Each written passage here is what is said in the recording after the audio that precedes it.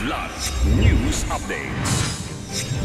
Mga balita ngayon, pagawaan ng bala sa Marikina sumabo, 3 sugata.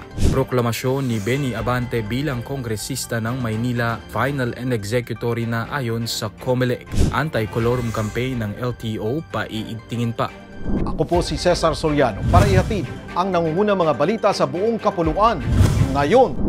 Sugatan ng 3 individual matapos ang nangyaring pagsabog sa pagawaan ng mga bala sa Barangay Fortune, Marikina City nitong Lunes, Hulyo 7. Pawang mga empleyado ng Arms Corps Global Defense Incorporated ang nasugatan nang maganap ang malakas na pagsabog sa loob ng compound nito pasado 2:00 ng hapon. Isa sa mga biktima ang naputulan ng parehong kamay matapos sumabog ang binuksan nitong primer na component sa paggawa ng bala. Isa ang tinamaan sa dibdib, habang ang ikatlo ay natamaan sa mata.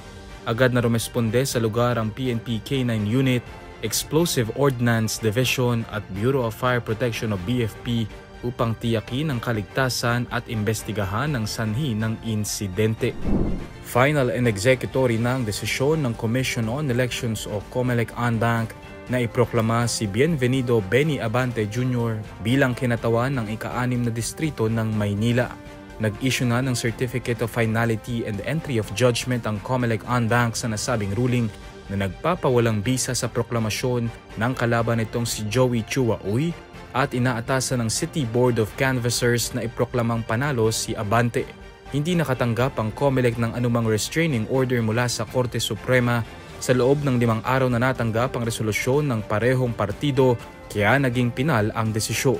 Noong June 18 nang pinavoid ng COMELEC 2nd Division ang Certificate of Candidacy o COC ni Uy matapos mapag-alamang siya ay naturalized Filipino citizen at hindi natural-born Filipino na nangangahulugang false declaration sa COC at material misrepresentation sa ilalim ng Section 78 ng Omnibus Election Code.